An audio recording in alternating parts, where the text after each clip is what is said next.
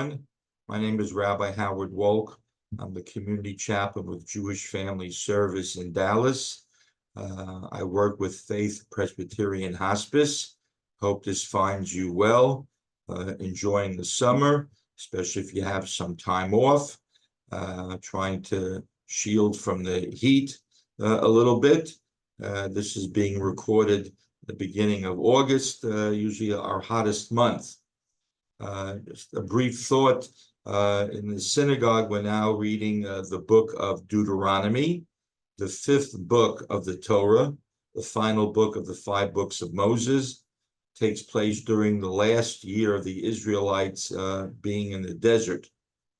And Moses is speaking to essentially a new generation, not the people who left Egypt, but those who were either young when the Exodus occurred, or most of them born in the desert during the past 40 years.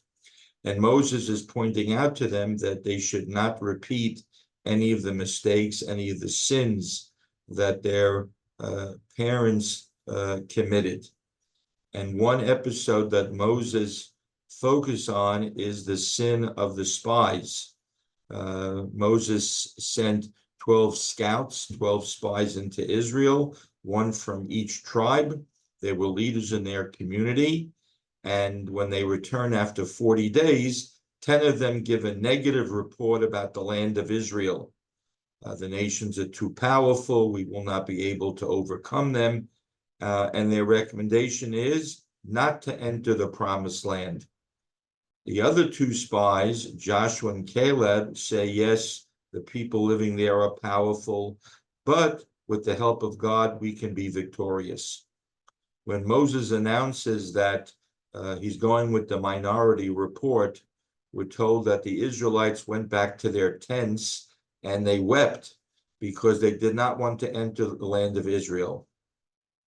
God's punishment to them is, for each day that the spies were in Israel, they will have to remain in the desert for an entire year.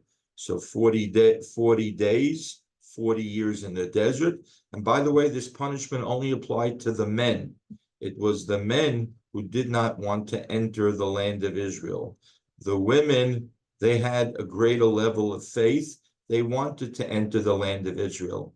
And in fact, whenever we read in the Torah of the people sinning, the sin of the golden calf, complaining about the lack of meat, the lack of water, it's always the men, never the women.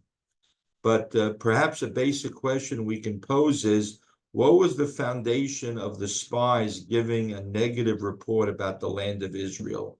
All right, the nations there are powerful, but what was the underlying reason? And one of the explanations is that the spies examined their situation and said, listen, here in the desert, everything is taken care of for us.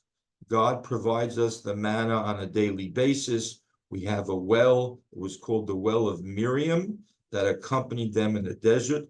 Perfect weather conditions. Even though they're in the desert, they were not subject to extreme heat or sandstorms. There was a cloud over them during the day to protect them from the elements, a fiery pillar at night to protect them. Perfect 72 degrees. And so the spies said, listen, if we go into the land of Israel, life is going to be difficult. We have to conquer the land. We have to build cities. We have to go out and get jobs. Let's stay here in the desert. And God takes care of everything for us. And God said, that's not why I took you out of Egypt. You left Egypt, you left slavery, but as Maimonides explains, the people still had a slave mentality in that they were looking for someone else, in this case, God, to take care of all their needs. And God said that's not how it works. So it was easier to take the Israelites out of Egypt than to take Egypt out of the Israelites. Instead, God said, you have to do your part, and yes, I will assist you. And that's really the biblical approach throughout life, that we are partners with the Almighty. If someone prays that they should make a living, nothing's going to happen. They have to go out and do their work, whatever it may be, and pray to God that they're successful. A farmer has to go out and plant and pull out the weeds and water, and then he has to pray that there isn't too much rain, not too much wind, etc. God forbid someone is ill, we likewise take this multifaceted approach. We give the person the best medical attention that's available, and we also pray to God that the medical expertise should help this particular patient. That's the biblical approach, partners with God. The spies, the evil spies, did not want to be partners with God. They wanted to rely on God exclusively. And the Almighty teaches us that that's not the approach, but rather, and if you think about it, it shows how elevated human beings are, that we are partners with God in everything we do. Thank you for your attention. Shalom and be well.